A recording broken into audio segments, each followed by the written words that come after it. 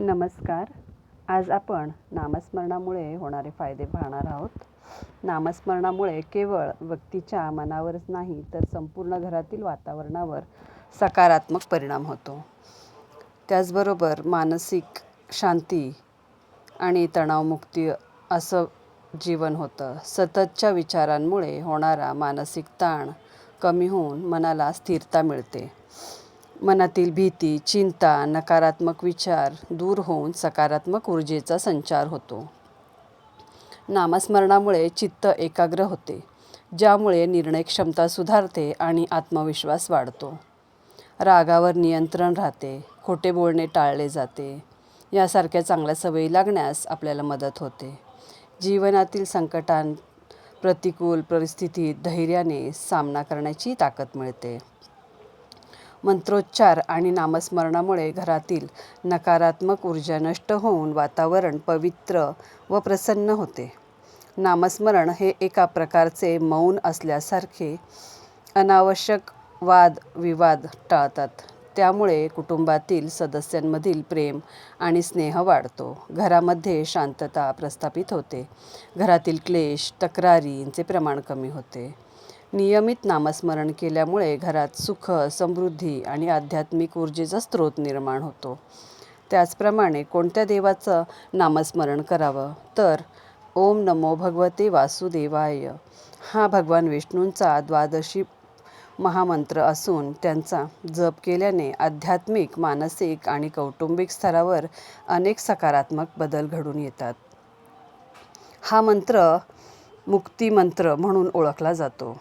याच्या नियमित जपाने जन्म-मृत्यूच्या चक्रातून सुटका होऊन मोक्षप्राप्ती होण्यास मदत होते.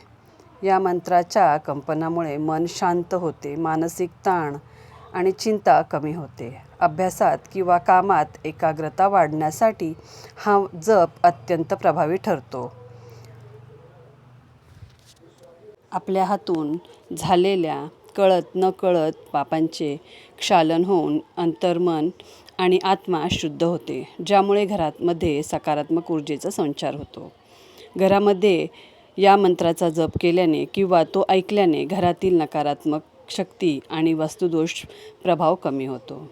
या जपाने घरामध्ये लक्ष्मीनारायणाची कृपादृष्टी राहते, ज्यामुळे आरोग्य आणि ऐश्वर्य प्राप्त होते. हा मंत्र साधकाभोवती आणि घराभोवती एक अदृश्य सुरक्षक कवच निर्माण करतो, ज्यामुळे संकटांपासून आपले रक्षण होते. ज्याप्रमाणे कुंडलीत खूप दोष असतात, त्याच कुंडलीतील दोषांच्या निवारणासाठी देखील कुंडलीतील विविध ग्रहदोष किंवा कालसर्पदोष यांचा प्रभाव कमी करण्यासाठी महामंत्राचा जप करण्याचा सल्ला दिला जातो. तर जप कधी करावा, कसा करावा ह्याचे काही नियम आपण आता पाहूयात. शक्य असल्यास सकाळी ब्रह्ममुहूर्तावर उठून अंघोळ करून 108 वेळा म्हणजेच 1 माळ जप हा मंत्र करावा. जप करताना मन विष्णूंच्या किंवा मूर्तीपुढे किंवा कृष्णाच्या मूर्तीपुढे बसून करावा. त्यानंतर एखादं नैवेद्य किंवा फूल, फळ असं आपल्याकडनं जे काही अर्पण करता येईल ते भगवंतांच्या चरणी अर्पण करावे. आणि रोजच्या रोज ही सवय लावून घेतल्याने खूप फरक पडतो. तुम्ही हे सर्व करा आणि ह्याचा काय फरक पडला किंवा काय अनुभव आला हे मला कमेंटमध्ये नक्की कळवा. आपल्या चॅनलवरती नवीन असाल तर आपल्या चॅनलला सबस्क्राईब करा. व्हिडिओ आवडला असेल तर लाईक करा आणि अशाच नवनवीन व्हिडिओसाठी आपल्या बेल आयकॉनलाही प्रेस करा. धन्यवाद.